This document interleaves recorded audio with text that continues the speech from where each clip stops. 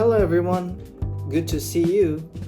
At this moment, I'm going to explain about the topics that I have chosen before. So, the topic is the culture. Before we get started, let me introduce myself first. My name is Made Satya Pramana Putra. I'll go by Satya. Do you guys know what is the culture? So, the culture is the way of life in the group of the people. It includes the values, beliefs, tradition, arts, customs, and knowledge that people learn and pass it down from one generation to the next. In simple terms, culture shapes how people think and their behavior, communicate, and live together in society.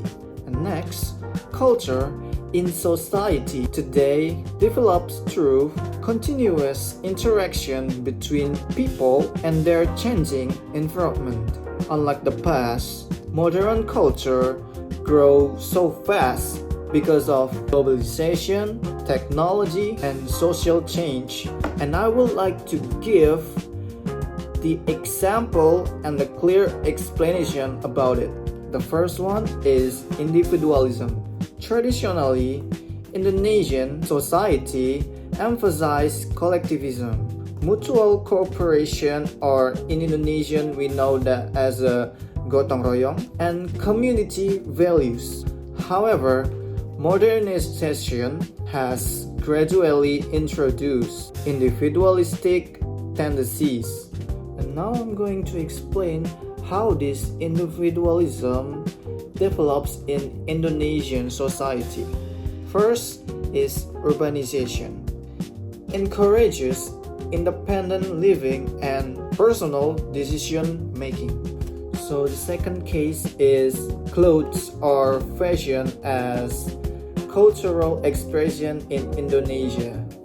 So clothing in Indonesia today reflects a blend of tradition and modernity. How the clothes is develops, for example, is global fashion trends spread rapidly from the social media and the influencer. And the third case is hedonism in contemporary in Indonesian society. Hedonism refers to a lifestyle focused on pleasure, consumption, and enjoyment. And how this hedonism it develops. For example, like economy growth increases access to luxury goods and entertainment. The fourth case is the language development in Indonesian society. Language reflects social change and cultural interaction, and how the language develop is, for example, like mixing Indonesian with the English. For example, we know the trends Jakarta Selatan, like they use Indonesian and English language. Like for example, literally, witches, and other language. And next, I'm going to choose a relevant example about Indonesian language and bagaimana peran hukum ini dalam menjaga bahasa Indonesia yang baik dan benar agar generasi selanjutnya itu dapat mengetahui mana yang salah dan mana yang benar.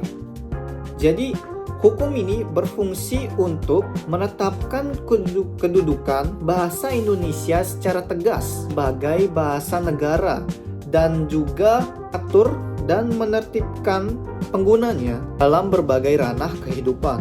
Kita menjaga standar dan kewibawaan bahasa agar digunakan secara baku dan benar. Selain itu, hukum juga berperan untuk menjaga identitas nasional dari pengaruh erosi globalisasi. Dengan adanya hukum yang kuat ini dan juga dibarengkan oleh kesadaran masyarakat, bahasa Indonesia akan terus berkembang dan hidup di era globalisasi ini. Dan dikatakan di Undang-Undang 1945 pasal 36 yang menyatakan bahwa bahasa negara adalah bahasa Indonesia. Dan ini adalah konstitusional tertinggi yang menyatakan bahwa bahasa Indonesia sebagai bahasa resmi negara dan memberikan jaminan hukum yang sangat kuat. Next, I would like to give some example about the problem that related to my topic before.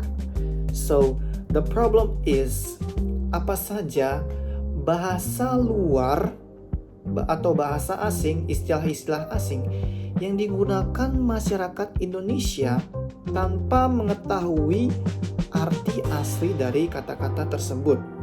Yang pertama ada kata literally yang sering dipakai oleh masyarakat Jakarta yang dimana memiliki arti secara harfiah atau benar-benar. Yang kedua ada kata yang sering dipakai oleh anak-anak generasi zaman sekarang yaitu random yang dimana memiliki arti itu sebagai acak-acak atau tanpa pola.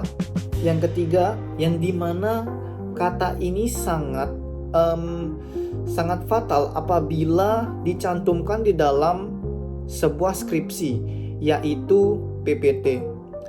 Bahkan seorang dosen bakal mencoret atau memperbaiki kata PPT tersebut dengan salindia yang dimana salindia ini adalah bentuk bahasa Indonesia yang benar dari PPT ini. Dan selanjutnya untuk orang-orang yang sering melakukan fotografi yang dimana kita sudah pernah mendengar kata selfie. Nah, arti dari kata selfie ini bisa adalah swafoto dan masih banyak lain bahasa atau istilah-istilah asing yang masih eksis di Indonesia yang dimana mereka belum mengetahui arti aslinya. Maka dari itu kita sebagai masyarakat Indonesia harus mampu melestarikan bahasa-bahasa tersebut. Okay, so that's all from my presentation. And I apologize jika ada kesalahan kata dan I'm free to menerima kritik dan saran dari Miss apabila terdapat kesalahan dari video-video tersebut. So that's all from me and thank you for watching.